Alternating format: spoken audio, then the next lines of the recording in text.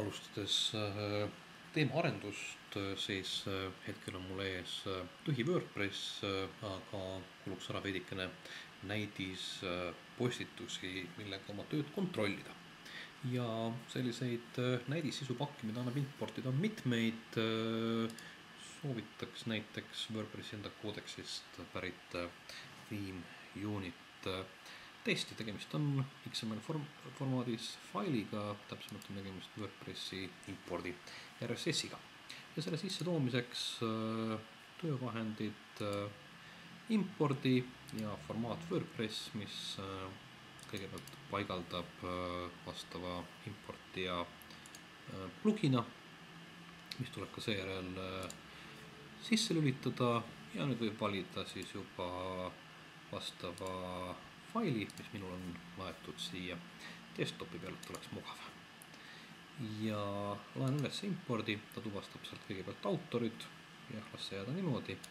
Ja samuti palume tal lihtsalt tuua kohale attachment'id, mis on siis postitustele lisatud pildid ja muu meedia. Nagu näha, on siin suur hulk kategooriaid ja tag'e, mida on loodud.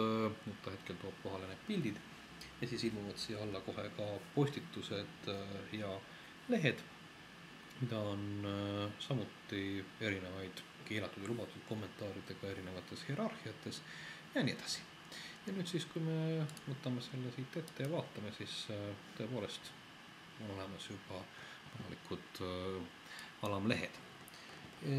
Edasi, selleks, et hakata tegelema teemadega, siis on hea mõte kasutada mõnda teemaraamistikku, mis realiseerib juba enamuse funktsionaalsusest, mida meil vaja läheb, ja jätab võimaluse keskenduda sellele, mida meie teha tahame. Samuti on siis sellisel puhul need raamistikud omaette uuendatavad ja me saame väga lihtsalt oma teemasid hoida kursis või kooskõlas uute WordPressi versioonidega. Minul on tavaks pruukida sellist, nagu seda on thematic, mille saab alla laadida siit. Saab loomulikult lisada ka WordPressi enda vahenditega, aga kuna hetkeseisuga on värskeim üks nii-öelda stable development release, milles on esimest korda olemas ka täielik eesti keele tugi, siis ma kasutan praegust seda ja kasutan seda nii, et mul on see alla laetud, pakin ta lahti ja WP Content Themes kataloogi käib mõistagi see fail. Ja nüüd, kui ma tulen tagasi siia teemade halduse juurde, siis mul on võimalik valida endale thematic, see sisse lülitada ja mõistagi seejärel muutub välimus vastavaks sellele teemale. Nüüd on mõni asi, mida oleks võib-olla hea selle raamistiku kohta teada. Kõigepealt see, et kui me võtame ette siit mis tahes faili, siis ta näeb vahest erinev välja kui tüüpiline kujunduspõhi, paljuski sellepärast, et enamus funktsionaalsusest on realiseeritud selliste funktsioonidega, mis on hea, sest et see muudab selle teema kohandamise äärmiselt mugavaks. Ja kohandamiseks, nagu näha, siin on olemas hulk faile, ei ole hea mõte hakata neid ükshaaval muutma, vaid tuleks võtta siit asi, mille nimi on thematic sample child theme. Teeme sellele copy ja tuleme sellega siis siia teemade kataloogi ja teeme siin paste. Anname talle ka mingisugune mõistlikuma nime, näiteks minu firma. Ja nüüd siin on olemas kaks faili, funktsioonid ja stiilid ja sellest see teema koosnebki. Ma lisan siia juurde kohe ühe alamkataloogi piltidega, kus mul on mõned kujundusnäidise jaoks vajalikud ettevalmistatud pildijupid, nagu üks 1 piksli kõrgune repeating taust ja nii edasi.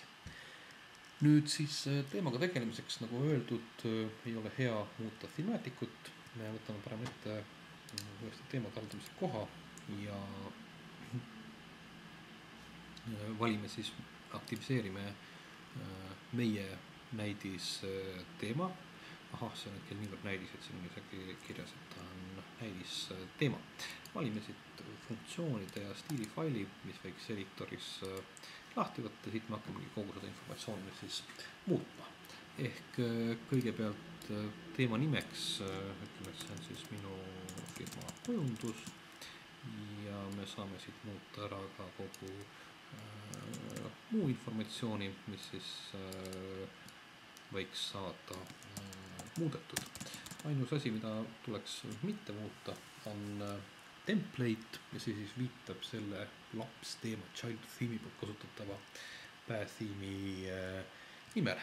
Ja tuleme nüüd tagasi, vaatame, kas meil siin see ka muutus. Nii, ja on näha, et me oleme isegi ilusti kenasti olemas minu firma kujunduses, meil on teinud Peeter Margat. Väga tore. Nüüd näeb ta välja endiselt täpselt samasugune, nagu nägi välja thematic, sest et midagi siin muudetud ei ole. Nüüd hakkaks sellega tasapisi pihta. Nüüd stiilifailis, nagu näha, võetakse siis hulk alam CSS.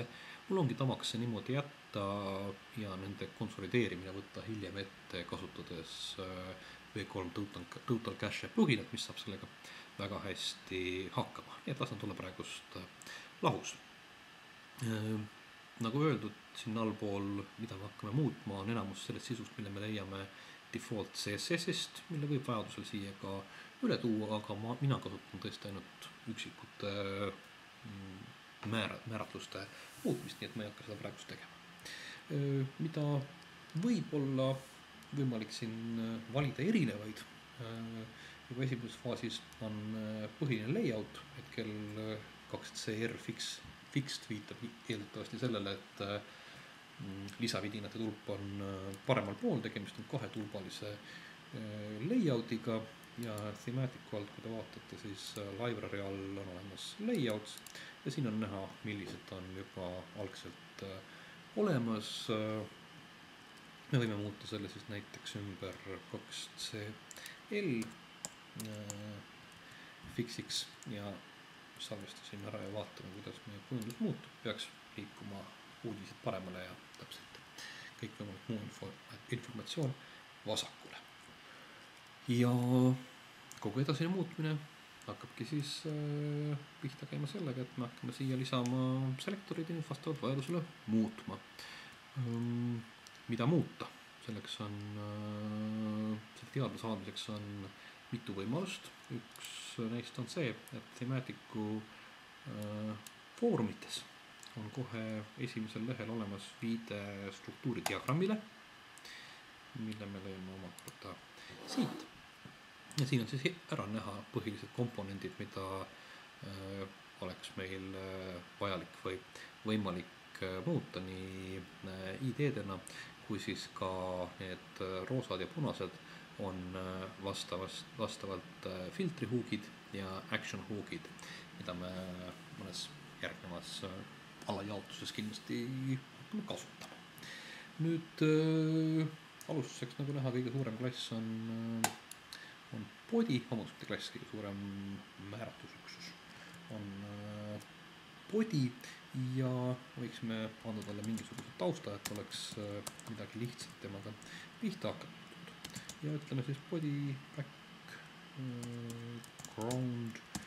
ütleme, et see on light gray näiteks, et oleks mingisugunegi erinevus kohe näha ja ma annan talle ka URL-iga teada selle faili, mis ma olen eelnevalt ette valmistanud, mis siis sisaldab 1 piksli kõrgust pilti, mis peaks andma kenad sellised servad meie veebilehele. Ja ta peaks siis tõesti korduma, et 1 piksel korrata ülevalt alla lõpuni, algab ülevalt pihta ja on keskse paigutusega. Salvestame ära ja nüüd laadides uuesti kodulehekülje, peakski tulema juba hall taust ja siis servad siin ümber. Nüüd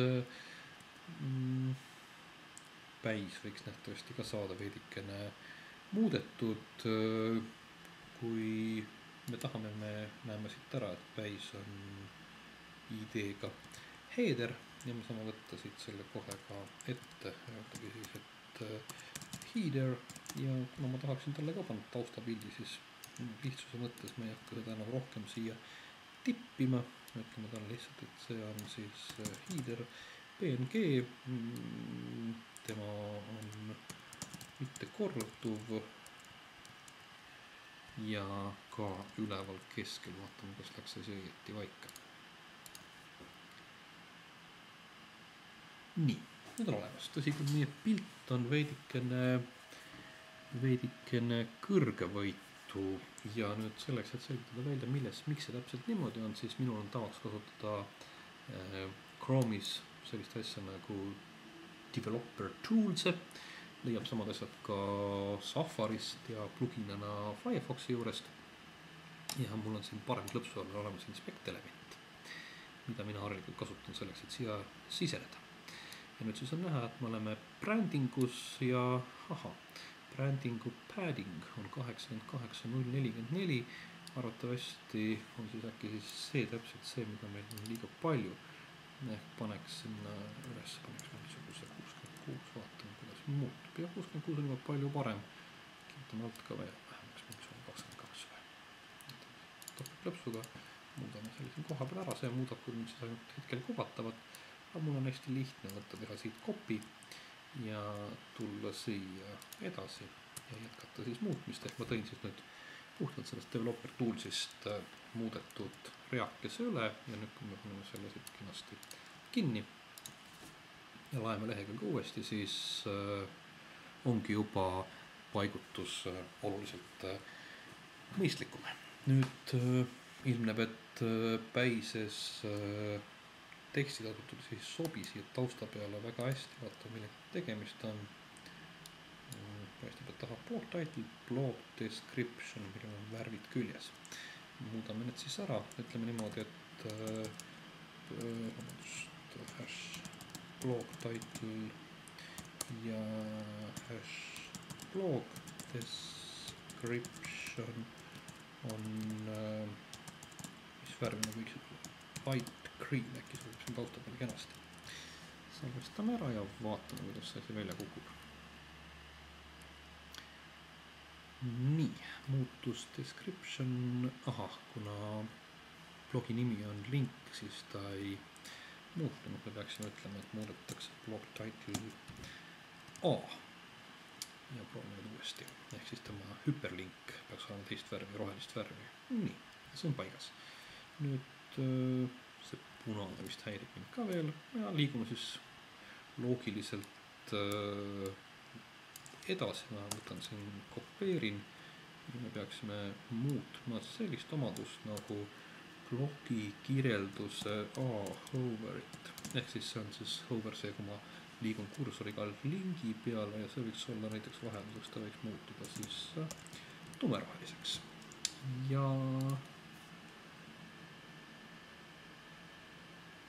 kohe näeme, liigume kiirega peale, ongi, muutub tumeroheliseks.